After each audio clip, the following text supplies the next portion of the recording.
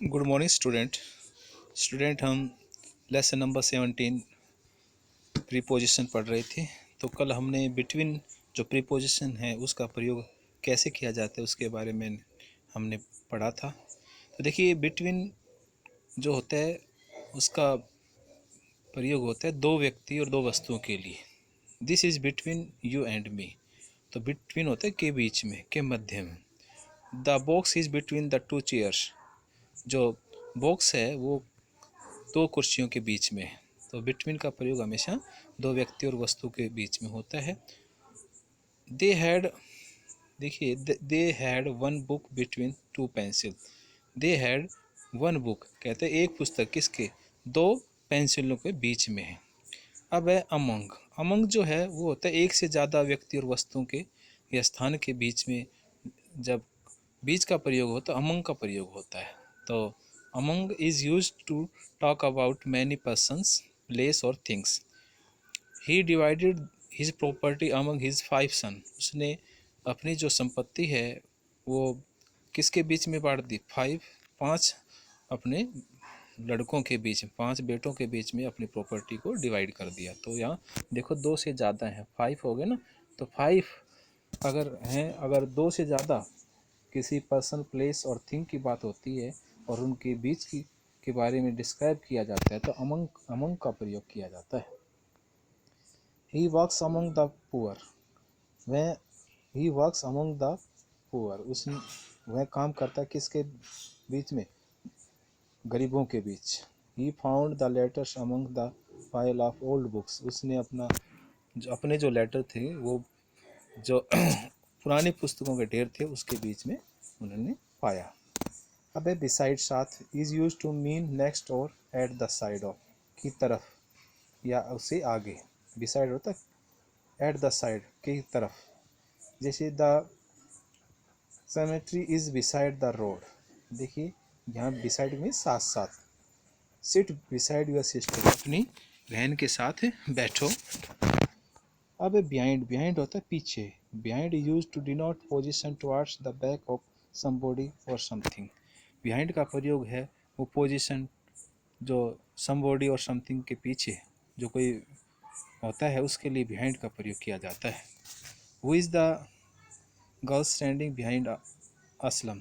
कहते हैं who is the girl standing behind Aslam. Aslam के पीछे कौन जो लड़की है वो खड़ी है। तो यहाँ पीछे की तरफ। The park is behind our house. Park किसके पीछे है, घर के पीछे। अब देखिए प्रीपोजिशन ऑफ टाइम। प्रीपोजिशन जो टाइम है उस जैसे इन, एट, ऑन, ये सब प्रीपोजिशन ऑफ टाइम को इंडिकेट करते हैं। They are called preposition of time. जैसे look at the sentence below. I shall meet you at 7 PM। मैं आपको 7 बजे, शाम के 7 बजे मिलूँगा। ठीक है। तो यहाँ टाइम के लिए एट का प्रयोग होता है। अब देखिए the train is on time. Time, the train is on time, train time पर है। In the about sentence the preposition at the end, at end on denote time. These are therefore preposition of time. Use of preposition of time.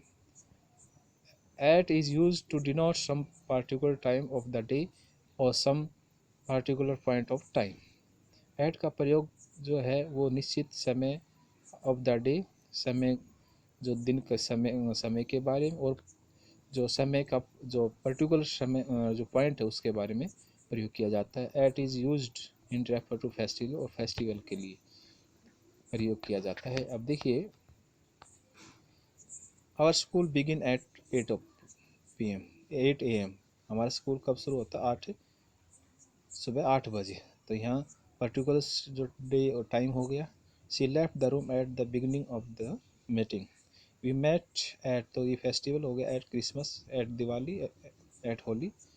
On is use with days and dates. On का प्रयोग day दिनों के लिए और जो तिथि है दिनांक के लिए होता है। Christmas is celebrated on the 25 December.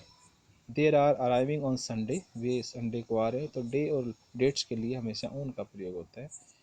We met on the evening of the 10th of May.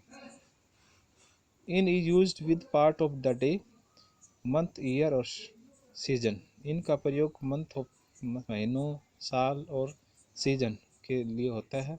We go out for a walk in the morning, they left in the afternoon.